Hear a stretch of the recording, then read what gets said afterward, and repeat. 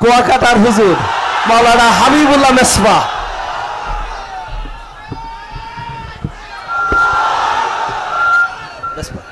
আজকে আমিরুল মুজাহিদিন হযরত পীর সাহেব হুজুর অনেকেই সকালে আসতে পারবে না। আজকে আমিরুল মুজাহিদিন হযরত পীর সাহেব হুজুরের কাছে জিহাদি বয়াত আমরা গ্রহণ করব ইনশাআল্লাহ, যেহেতু মুসলমান হয়ে যেতে চাই। যেই কারণে আমিরুল মুজাহিদিন হযরত পীর সাহেব হুজুর আজকে মুনাজাতের পরে তিনি বয়াত গ্রহণ করবেন। আমরা যারা চরমরাই হযরত পীর সাহেব হুজুরকে হক মনে করব, দ্বীনের জন্য, ইসলামের জন্য, মানবতার জন্য, আমরা শায়েখের কাছে আমরা বয়াত হবে ইনশাআল্লাহ। এখন মূল্যবান বয়ান পেশ করবেন উদীয়মান তরুণ আপনাদের সুপরিচিত হাবিবুল্লাহ মেসবাহ কুয়াকাটা হুজুর।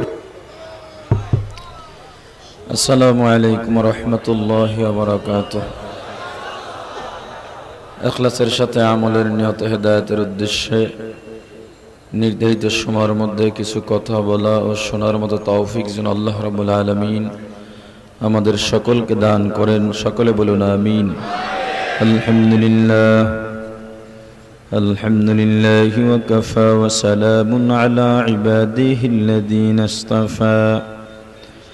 أما بعد فأعوذ بالله من الشيطان الرجيم. بسم الله الرحمن الرحيم. ولنبلونكم بشيء من الخوف والجوع ونقص من الأموال والأنفس والثمرات وبشر الصابرين. صدق الله العظيم. সকলে মহব্বতের সাথে একটু জিকির করি, লা ইলাহা ইল্লাল্লাহ।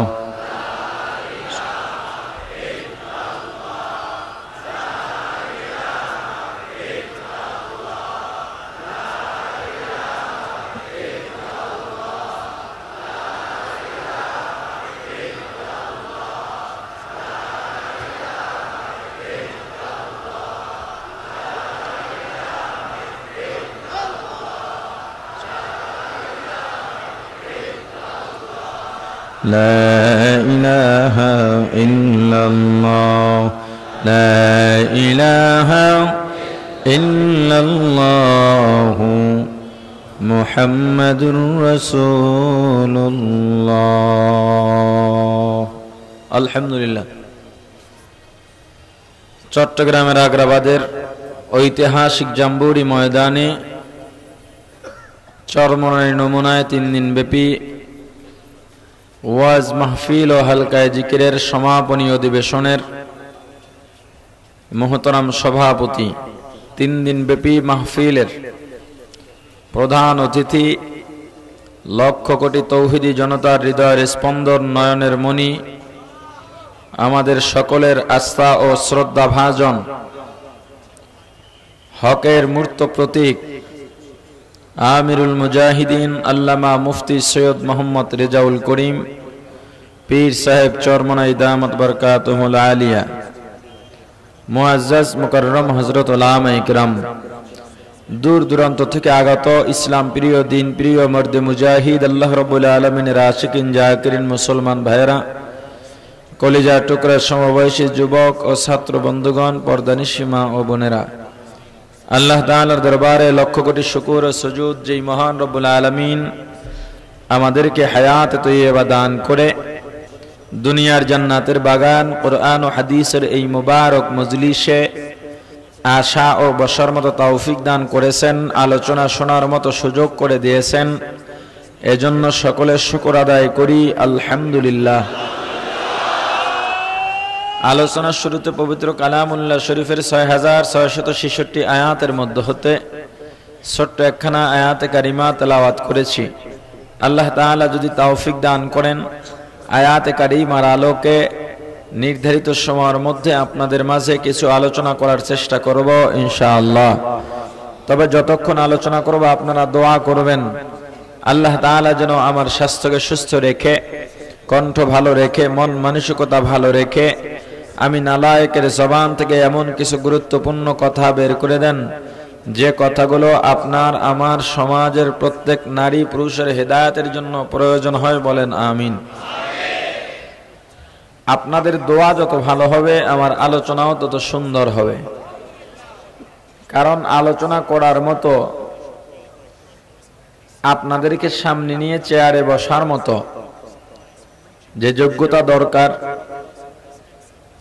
সে যোগ্যতা আমার নেই, সে জ্ঞানও নেই, সে এলেমও নেই। আমার চালান বা পুঁজি একমাত্র আপনাদের দোয়া। আমি যে আয়াতে কারিমা তেলাওয়াত করেছি, এই আয়াতে কারিমার আলোচনা বোঝার জন্য এর পূর্বে আরো অনেক আলোচনা আমাদের বোঝা দরকার, যেগুলো আজকে আর বলতে পারবো না। সংক্ষিপ্ত কিছু কথা বলবো। আল্লাহ রাব্বুল আলামিন আমাদেরকে দুনিয়াতে পাঠাইছেন। কেন পাঠাইলেন? এর উত্তর দিয়া আল্লাহ বলেন, আল্লাযী খালাকাল মাউতা ওয়াল হায়াতা লিয়াবলুয়াকুম আইয়ুকুম আহসানু আমালা। আমি আল্লাহ দুনিয়াতে মানুষ পাঠাইলাম দুই কারণে। কয় কারণ? এক নম্বরে লিয়াবলুয়াকুম, তোমাদেরকে পরীক্ষা করার জন্য। দুই নম্বরে আইয়ুকুম আহসানু আমালা, কে কতদূর ভালো আমল করতে পারো সেটা দেখার জন্য। মোট কথা দুনিয়াতে কয়টা কারণে আল্লাহ পাঠাইলেন? এক নম্বরে পরীক্ষা, দুই নম্বরে আল্লাহর গোলামি বা নেক আমল। আল্লাহ পরীক্ষা করবেনই করবেন। আল্লাহ তাকিদ দিয়া বলেন, গুরুত্ব দিয়া বলেন, وَلَنَبْلُوَنَّكُمْ بِشَيْءٍ مِّنَ الْخَوْفِ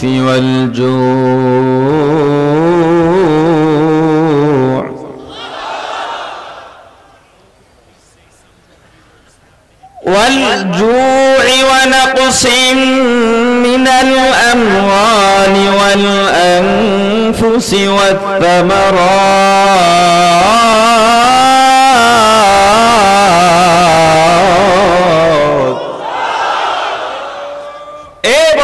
আমি আল্লাহ পরীক্ষা করবই করব। পরীক্ষা ছাড়া কেউ খালি থাকতে পারবে না। কি দিয়া? অনেকগুলো জিনিস আছে পরীক্ষার মাধ্যম। আল্লাহ এই আয়াতে কয়েকটা মাত্র উল্লেখ করেছেন। এ ধনী, তোর জন্য ধনী হওয়াটাই পরীক্ষা। খবরদার অহংকার করিস না, পরীক্ষায় ফেল করবি, পরিণাম জাহান্নাম। হে গরিব, তোর জন্য গরিবী হালতটাই পরীক্ষা। খবরদার হারাম খাইস না, চুরি করিস না, অভাবে পড়ে ডাকাতি করিস না, পরীক্ষায় ফেল করবি, পরিণামে জাহান্নাম। ও পুরুষ, তোমার জন্য পুরুষ হওয়াটাই পরীক্ষা। ও নারী, তোমার জন্য নারী হওয়াটাই পরীক্ষা। ও আলেম, তোমার জন্য আলেম হওয়াটাই পরীক্ষা। ও ডাক্তার, তোমার জন্য ডাক্তার হওয়াটাই পরীক্ষা। আল্লাহ ডাক দেয়া বলেন, বান্দা আমি আল্লাহ কিছু জিনিস দিয়া তোমাদের পরীক্ষা করবই করব। এর মধ্যে একটা হলো খৌফ, আমি আল্লাহ ভয় দেখাইয়া পরীক্ষা করব। ভয় দেখাবো কেন?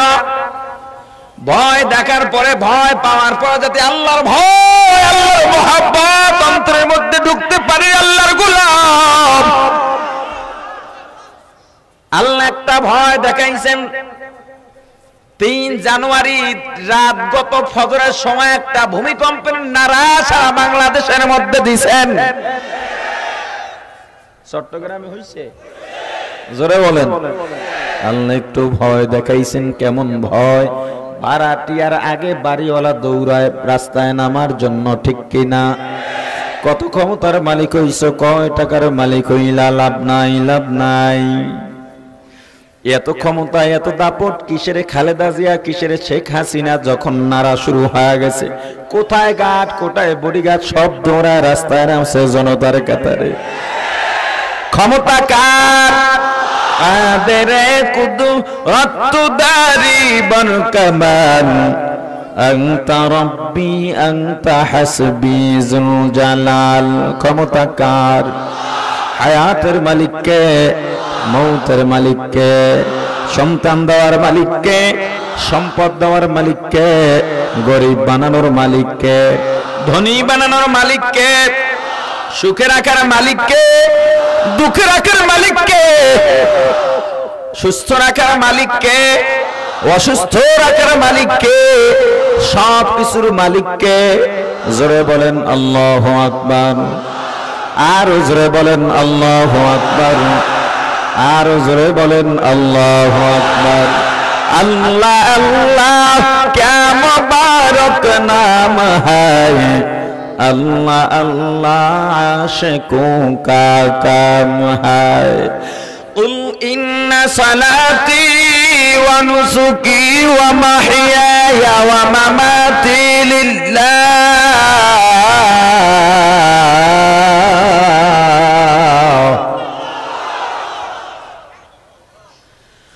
व महयाया व ममाती लिल्लाह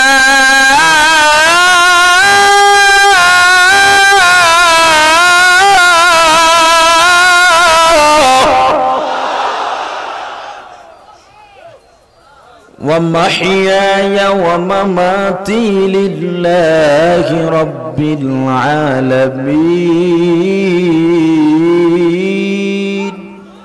مسلماني بود گردن هدر عنان خود بدست খাজাদাদান। ও মুসলমান, মুসলমানের মরণ হবে আল্লাহর জন্য, মুসলমানের জীবন হবে আল্লাহর জন্য, মুসলমান নামাজ পড়বে আল্লাহর জন্য, মুসলমান রোজা রাখবে আল্লাহর জন্য, মুসলমান কুরবানি দিবে, ইবাদত করবে, মুসলমানের তাকওয়া পরহেজগারি আল্লাহর জন্য, মুসলমান হাসবে আল্লাহর জন্য, মুসলমান কাঁদবে আল্লাহর জন্য, মুসলমান কথা বলবে আল্লাহর জন্য, মুসলমান চুপ থাকবে আল্লাহর জন্য, মুসলমান ঘুমাবে আল্লাহর জন্য, মুসলমান জাগ্রত থাকবে আল্লাহর জন্য, মুসলমান খাবে আল্লাহর জন্য, মুসলমান না খেয়ে থাকবে আল্লাহর জন্য, মুসলমান ব্যবসা করবে আল্লাহর জন্য, মুসলমান ব্যয় করবে আল্লাহর জন্য, মুসলমান রাজনীতি করবে আল্লাহর জন্য, মুসলমান ব্যবসা করবে আল্লাহর জন্য, মুসলমানের যা কিছু হবে সব হবে একমাত্র রেজায়ে মাওলা। সকল ক্ষমতার মালিক কে? সকল ক্ষমতার মালিক আল্লাহ যে স্বীকার করলেন, চামড়ার মুখ আর অন্তরের সাথে মিল আছে তো? কাদের মিল আছে? হাত উঠান। হাতটা নামানো যাবে না, হাতটা নামানো যাবে না, কষ্ট করে উঠায় রাখেন। সকল ক্ষমতার মালিক কে? যাদের মুখের আর অন্তরের সাথে মিল নাই তারা হাতটা নামান, যাদের মিল আছে হাতে নাড়াবেন। ভালো লাগে না খারাপ লাগে? সকল ক্ষমতার মালিক কে? মরণ পর্যন্ত এই কথার উপরে ইস্তেকামাত থাকা যাবে না। ও মুসলমান, মরণের আগে যদি ভোট কেন্দ্রের মধ্যে ঢুকে আব্রাহাম লিঙ্কনের পুঁজিবাদী কুহুরি গণতন্ত্রের প্রার্থীর পক্ষে সিল মারো, তখন তোমার কথার সাথে মিল নয়, এটা মুনাফিকের আলামত। মুনাফিকের জন্য আল্লাহর একটা ফতোয়া আছে। আল্লাহ বলেন, ইন্নাল মুনাফিকিনা ফিদ দারকি আসফালি মিনান নার।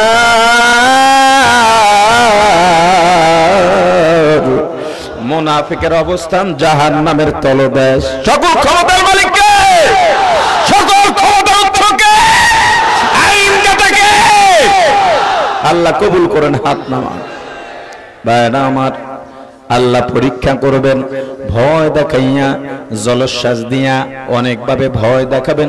ভয় দেখার পরে যাতে আল্লাহর ভয় তোমার অন্তরের মধ্যে জাগে, আল্লাহর দিকে তোমার মনটা মাইল হয়।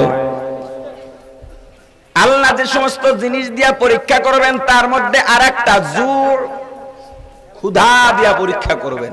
কি দিয়া? জোরে বলেন। দেখবেন আল্লাহ তুমি ক্ষুধার কারণে সুদ আনো কিনা, পেটের যন্ত্রণা সহ্য করতে না পেরে অন্যের মাল আত্মসাৎ করো কিনা, চুরি ডাকাতি করো কিনা। না না, এ গরিব বড় লোকের বিল্ডিং দেখে আফসোস করিও না। এ গরিব আফসোস করে লাভ নাই, লাভ নাই। নবীজি দিনের পর দিন না খেয়ে পেটের মধ্যে পাথর বাঁধছিল আল্লাহর গোলাম। নবীজি যদি আল্লাহর দরবারে দোয়া করতেন, আল্লাহ আমি ক্ষুধার যন্ত্রণা সহ্য করতে পারি না, খাবার দাও। আল্লাহ দিতেন কিনা? নবীজি একবার দিনের দাওয়াত দিয়া বাড়ির দিকে রওনা হন। প্রতিমধ্যে ফাতেমার বাড়িতে ঢুকে গেছেন, ডাক দিছেন, মা গো দরজা খোলো, হাসানকে দেখবো, হোসেনকে দেখবো। না, কোনো জবাব নাই। আবার ডাক দিলেন, ফাতেমা দরজা খোলো, কোনো জবাব নাই। এবার নবীজি ডাক দিলেন, মা গো কি অন্যায় করলাম রে মা, দরজা খোল মা, দরজা খোল। এবার ফাতেমা ভিতর থেকে কান্না জড়িত কণ্ঠে ডাক দিয়া বলে, বাবা, ও বাবা, তুমি তো অন্যায় করতে পারো না, তুমি তো রাহমাতুল লিল আলামিন, সাইয়্যিদুল মুরসালিন। ও বাবা, তুমি প্রথম ডাক দিছো, দরজা খোলার জন্য ব্যাকুল হয়ে গেছি বাবা। আমি আইসা দরজার কিনারে দাঁড়ায় গেছি, কারণ অনেকদিন পর্যন্ত তোমাকে দেখি না। মেয়েরা যখন শ্বশুর বাড়িতে যায়, হঠাৎ করে যখন খবর পায় বাবা আসছে, ভাই আসছে, আনন্দ লাগে কিনা জোরে বলে? তবে বাবা দরজাটা যে খুলবা, দরজা খুলে তোমার সামনে যে দাঁড়ানোর মতো পর্যাপ্ত পরিমাণে বস্ত্র আমার পরিধানে নাই। এই পর্দানের মা শোন, মা শোন, নবীজির পরিবারের কেমন অবস্থা। নবীজির কাঁধের মধ্যে একটা বাড়তি চাদর ঝুলানো ছিল। নবীজি বললেন, মাগো এই চাদরটা মাথায় দিয়া তারপরে দরজা খোলো। দরজার ফাঁকা দিয়া চাদর দিলেন। ফাতেমা দরজার মাথার মধ্যে চাদর দিয়া দরজাটা খুলে দিলেন। নবীজি সালাম দিয়া ঘরের মধ্যে ঢুকছেন। ফাতেমার চেহারার দিকে তাকাইয়া চোখের পানি ছেড়ে কান্না শুরু করে দিছে। ফাতেমা ডাক দিয়া বলে, বাবা কেন কান্দো? নবীজি ডাক দিয়া বলেন, মা তোর চেহারাটা শুকনা কেন? চক্ষু দুইটা গর্তের মধ্যে ঢুকে গেছে কেন রে মা? এ মা কয়দিন পর্যন্ত খাবার পাও নাই? ফাতেমা কান্দার বলে, বাবা আমি যদি দিনের পর দিন না থাকতে থাকতে যদি মারা যাই, আমার কোনো আফসোস নাই, আফসোস নাই, কিন্তু তোমার কলিজার টুকরা আমার বুকের ধর হাসান হোসেন 3 দিন পর্যন্ত খাবার না পাইয়া আজকে আমার পা জড়াইয়া কান্দার বলে, মা গো ক্ষুধার যন্ত্রণা সহ্য করতে পারি না রে মা, খাবার দাও মা, খাবার দাও। ও বাবা, কোন সন্তান যদি 3 দিন পর্যন্ত খাবার না পাইয়া বাবার কাছে মায়ের পা ধরে মায়ের কাছে খাবার চায়, আর যদি মা খাবার দিতে না পারে, বলো বাবা মায়ের কাছে কেমন লাগে রে বাবা? নবীজি ডাক দেয়া বলেন, ওরা এখন কোথায়? ফাতেমা ডাক দেয়া বলে, বাবা ওই যে তাকায় দেখো চুলার মধ্যে পানি ফুটাইতেছে, কিচ্ছু নাই, মধ্যে কিচ্ছু নাই। হাসান হোসেন দুজনে কি আনন্দ, মা খাবার বসায় দিছে, আসলে বাবা ভিতরে পানি ছাড়া কিচ্ছু নাই। ওরা আনন্দ করতে করতে ঘুমা গেছে। ঘুম থেকে জেগে যদি বলে, মা গো খাবার হইছে রে, কি জবাব দিবা?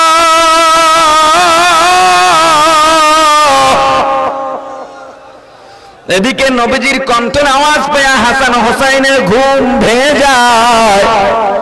নানার কণ্ঠের আওয়াজ পাওয়া যায়, দৌড় দিয়ে একজন নবীজির ডান পাশে আর একজন বাম পাশে বসে গেছে। নবীজির গলাটা জড়াইয়া ডাক দিছে, নানা তুমি আসছো, ভালো হয়েছে নানা, আজকে একটা বিচার করবা। নবীজি ডাক দিয়া বলেন, হে নাতি, আবার তুই ভাই কি ঝগড়া করছো, কিসের বিচার দরকার? হাসান হোসেন ডাক দিয়া বলেন, না না না না, আজকে ভাই ভাই দ্বন্দ্ব নয়, আজকে বড় কঠিন একটা মামলা তোমার দরবারে দায়ের করতে চাই। আজকে মায়ের 2 জন সন্তান বাদী হইয়া মাকে আসামি বানাইয়া আসামির বাবাকে বিচারক বানায়া আসামির বাবার কাছে বিচার দিতে চায়। বলো নানা, তোমার মেয়ের বিচার তুমি করতে পারবা? নবীজি ডাক দেয়া বলেন, নাতি আমি শ্রেষ্ঠ ইনসাফগার, আমার মেয়ে দেখবো না, নাতি দেখবো না, সন্তান দেখবো না, আত্মীয় স্বজন দেখবো না, সঠিক বিচার করব।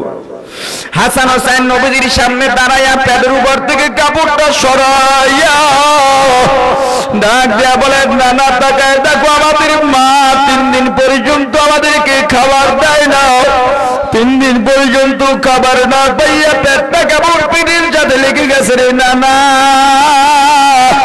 আমাদের মায়ের বিচার চাই, 3 দিন পর্যন্ত কেন আমাদেরকে খাবার দেয় নাই? নবীজি চোখের পানি ছেড়ে বাচ্চাদের মতো কামদার বলে, ও নাতি, এই বিচার আমি করতে পারবো না। হাসান হোসেন বলে, দেখছ নিজের মেয়ে এজন্য বিচার করতে পারলো না। নবীজি ডাক দেয়া বলে, নাতি দাঁড়া, বিচার করবো কি তার আগে শোন। নবীজি আসামির কাঠ করে দাঁড়াইয়া নবীজির পেটের উপর থেকে চাদরটা সরাইয়া ডাক দেয়া বলে, নাতি 3 দিন পর্যন্ত খাবার না পাইয়া নানার কাছে বিচার চাও।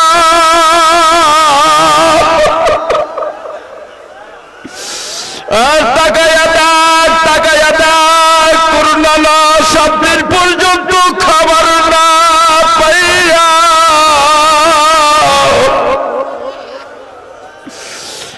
7টা পাথর পেটে যাতে বাংসা।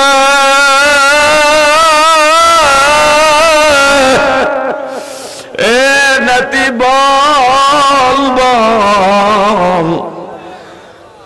যেই বিচারকের নিজে 7 দিন পর্যন্ত না খাওয়া, সে 3 দিন না খাওয়ার বিচার কেমনে করবে? এ চট্টগ্রামের মুসলমান, যেই নবী ক্ষুধার্ততাইকা দিন কায়েম করে গেলেন, এই দিন কায়েমের জন্য আমাদের চেষ্টা করা লাগবে কি লাগবে না? কিসের মায়ায় পড়ছ? দুনিয়ার পাগল হইস না, অর্থের পাগল হইস না। টাকা পয়সা দিয়া কি করবি? লাভ নাই, লাভ নাই। দিনের জন্য জীবনটা কুরবান কর, দিনের জন্য জানমাল কুরবান কর। এত টাকা দিয়া কি করবি? 10 তলা বানাইছো, 11 তলা বানানোর জন্য পাগল হয়ে গেছো, লাভ নাই। ইসলামের খেদমত কর। যেই নবী ক্ষুধার্ত থাইকা না খাইয়া পেটে পাথর বেঁধে দিন কায়েম করে গেলে, এই দিন এখন কায়েম রাখার জন্য যারা চেষ্টা করে, তাদের সহযোগিতা করা লাগবে কি লাগবে না? জোরে বলেন, লাগবে কি লাগবে না? এ ধনী কি আছো? এই যে চরমনার মুজাহিদ কমিটি, অনেক ছাড়া বাংলাদেশে কিরাতুল কোরআন মাদ্রাসা, কোরআন শিক্ষা বোর্ড, দিন কায়েম সংগঠন, কোটি কোটি টাকা প্রয়োজন। চরমনার মুজাহিদরা তো গরিব, তোমার তো টাকার কোনো অভাব নাই। আল্লাহর রহমতে চরমনার উসিলায় আজকে দিন সমুন্নত বাংলার জমিনে আছে, ঠিক কিনা? চরমনার উসিলায় আজকে জামপুরি ময়দানে যে হিদায়াতের বয়ান হয়, হাজার হাজার মানুষের চোখের পানি এই মাঠের মধ্যে পড়ছে। একজনে যদি আমিন বলে, আল্লাহর আরশ পর্যন্ত পৌঁছে যায়, ঠিক কিনা? এই অলিদের ময়দান, জাহান্নামের ভয়ে কান্না, চোখের পানির ময়দান। একটা লোক চাইবো, হুজুর আগে বুঝি নাই, এখন বুঝি, টাকা পয়সার তো অভাব নাই। এই মাহফিল, মাদ্রাসা, কোরআন শিক্ষা বোর্ড, মুজাহিদ কমিটি, দিন কায়েমের সংগঠনের জন্য আমি 1 লক্ষ টাকা দিব। এখন নগদ পারবো না, আমি আস্তে আস্তে দিয়া দিব। একটা লোক বলেন দেখি, কে দুনিয়ার মায়া ত্যাগ করে এত টাকা পয়সার মধ্যে 1 লক্ষ টাকা দিন কায়েম সংগঠনের জন্য দিবেন? এখানে আমরা সবাই দোয়া করব, আল্লাহ রাব্বুল আলামিন তোমাকে কোটি টাকার মালিক বানায় দিবে। কে আছেন দেখি একজন মানুষ, আমি 1 লক্ষ টাকা দেব? হুজুর আমার এর বেশি সাধ্য নাই, আমি 1 লক্ষ টাকার নাম লাগাইতে চাই। তবে একটা কথা স্মরণ রাখতে হবে, সবার টাকা দিয়া দিনের খেদমত হয় না, সবার টাকা দিয়া ওয়াজ মাহফিল হয় না। কারো টাকা দিয়া সিনেমা, যাত্রা, নাটক হয়, কারো টাকা দিয়া দিনের খেদমত হয়। তবে যার টাকা আল্লাহ কবুল করেন, তার টাকা দিয়া দিনের খেদমত হয়, ঠিক কিনা? কে আছেন একজন লোক যে হুজুর আমি 1 লক্ষ টাকা দিব, পীর সাহেব হুজুর আমার জন্য আজকে দোয়া করবেন, আখরি মোনাজাতে দোয়া করবেন? কে কে কে কে? খুশি না বেজার? খুশি না বেজার? সবাই বসে পড়েন। আপনি স্টেজ আসেন, আপনি একটু স্টেজ আসেন, কষ্ট করে ওনাকে একটু জায়গা করে দেন। আপনারা বসেন, এই নাম বলবো কিন্তু, দাঁড়ায় থাকলে নাম বলবো কিন্তু, বসেন।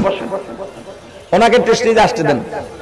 আমি লৌকিকতার জন্য নয়, ওনাকে খুশি করার জন্য নয়, আল্লাহর কসম করে বলছি, মাইকের আওয়াজ যতদূর যায়, আল্লাহর রহমতওয়ালা বান্দা যদি দেখতে যাও, আল্লাহর খাস রহমত প্রাপ্ত বান্দা এই জাম্বুরি ময়দানে আসো, আল্লাহর রহমত যদি নাজিল না হইতো তাহলে সে 1 লাখ টাকার জন্য দাঁড়াইতে পারতো না। ঠিক কিনা জোরা বলেন?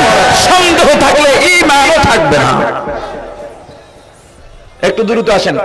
1 লাখ টাকা দেওয়ার মতো আর কেউ আছেন? হুজুর আমিও 1 লক্ষ টাকা দিব, আমাকেও তো আল্লাহ কম দেন নাই, মারা গেলে আমার সব শেষ, কিছু আমার সঙ্গে যাবে না, এমন সন্তানাদি দুনিয়াতে রাখলাম আমার জানাজাও পড়াইতে পারবে না, এই টাকাটা দিনের জন্য আমার ফায়দাবান হবে। একজন হাজী সাহেবের কাছে সাংবাদিক গেছে সাক্ষাৎকারের জন্য, হাজী সাহেব শুনছি আপনার অনেক জমিন, আপনার অনেক সন্তানাদি, তো বলেন তো কতটুকু জমিন, কয়জন সন্তান, আমার কথা শুনতেছেন তো? বলে আমার 20 বিঘা জমিন আছে, 3টা ছেলে 1টা মেয়ে। সাংবাদিক রাগ হয়ে গেছে।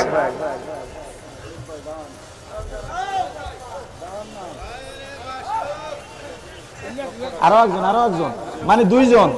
জোরে বলেন আলহামদুলিল্লাহ, আর জোরে বলেন আলহামদুলিল্লাহ। 2 জন পেয়ে গেছে। নাম বলবো একটু পরে, নাম বলবো, আমার কথাটা শেষ করি। সাংবাদিক রাগ হয়ে গেছে। মিয়া হাজী সাহেব মানুষ, মক্কা পাড়ায় আসলেন, নবীর দেশ পাড়ায় আসলেন, বাইতুল্লাহ জিয়ারত করে আসলেন, মিথ্যা কথা কেন বললেন? আমরা জানি আপনার অনেক বিঘা জমিন, বেশি বললে কি আমরা খাইয়ে ফেলাইতাম? আমরা জানি 12-14টা ছেলে, 4-5টা মেয়ে, কমায় বললেন কেন? কয় দেখো বাবা, তোমাদের নজর আমাদের নজর, আমার নজর একটু ভিন্ন। কি? আমার জমিন অনেক বিঘা, এর মধ্যে থেকে মাত্র 20 বিঘা জমিন আমি মাদ্রাসা মসজিদে দান করছি, এটাই আমার। আমার 3টা ছেলে আলেম বানাইছে, এই 3টা ছেলেই আমার। আমার একটা মেয়ে আলেমের কাছে বিবাহ দিছে, এটাই আমার। আমি মারা যাওয়ার পর এরাই আমার জন্য দোয়া করবে। ইবলিস আপনাকে খোসাইতেছে, দিস না এতগুলো টাকা।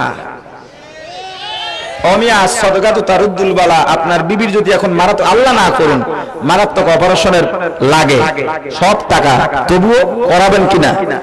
জোরে বলেন। কিন্তু দানের উসিলায় আল্লাহ আপনাকে এই মহামারীর থেকে হেফাজত করবেন।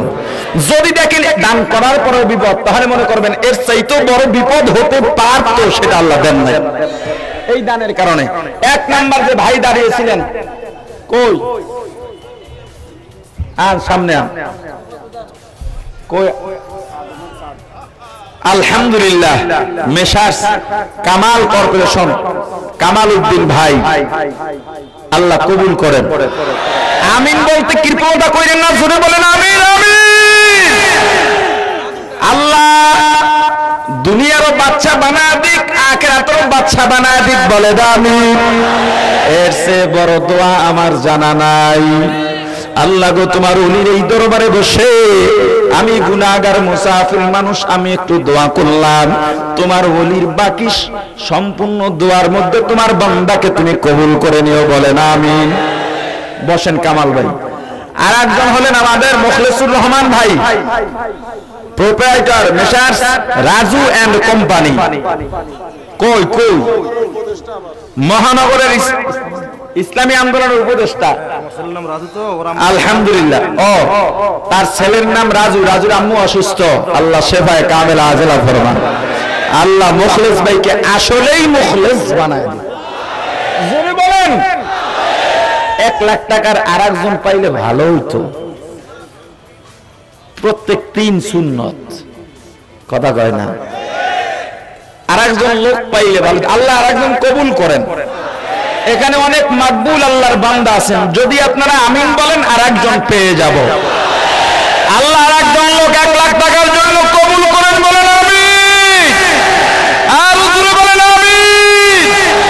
আল্লাহ আরেকজন লোক 1 লক্ষ টাকার জন্য কবুল করেন, বলেন আমিন।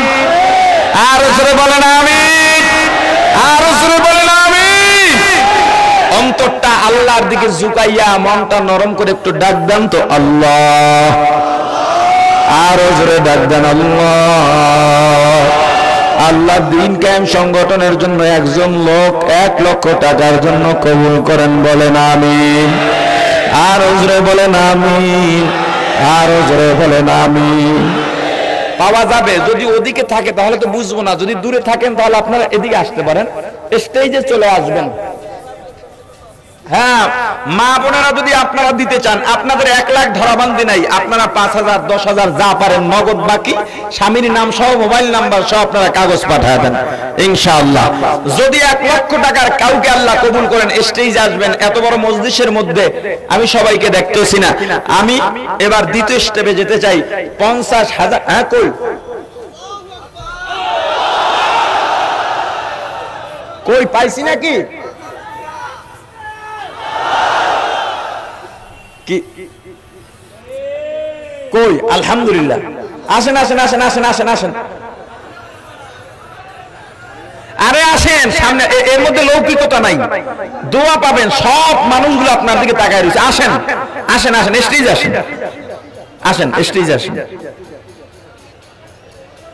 কি নাম? মুজাহিদ ভাই, যে নাম, মোবাইল নাম্বার ঠিক আছে? সবাই বললেন না, সবাই বললেন না, যিনি দাঁড়ানো আছে উনি বলুক। আর কেউ বলেন না, বলুন। মোহাম্মদ আলাউদ্দিন ভাই, 1 লক্ষ টাকা। ভিজিটিং কার্ড থাকলে একটু পাঠায় দেন। খেপু পড়া দে আমগো দেশে। জোরে বলেন আলহামদুলিল্লাহ, আর জোরে বলেন আলহামদুলিল্লাহ। আপনাদের আমিন আল্লাহ পর্যন্ত পৌঁছছে, আল্লাহ কবুল করছে, এরপর একজন পাইছি। তার মানে কি এই মজলিস যে কবুল হয়ে গেছে, কোনো সন্দেহ নাই। তাহলে পীর সাহেব হুজুরের বয়ানে আমরা দোয়া করতে আর অসুবিধা নাই, মন খুলে আল্লাহর কাছে চাইবো, ইনশাআল্লাহ পাবো। ঠিক কিনা জোরে বলেন? যদি 1 লাখের আর কেউ দিতে চান দিয়েন, আমি আর আপনাদেরকে কষ্ট দিব না। পীর সাহেব হুজুরও আসবেন, আমি জিকির শুরু করব, এর মধ্যেই পীর সাহেব হুজুর আসবেন ইনশাআল্লাহ।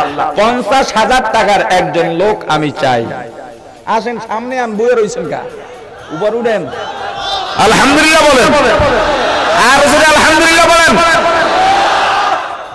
50,000 টাকার আরেকজন লোক চাই।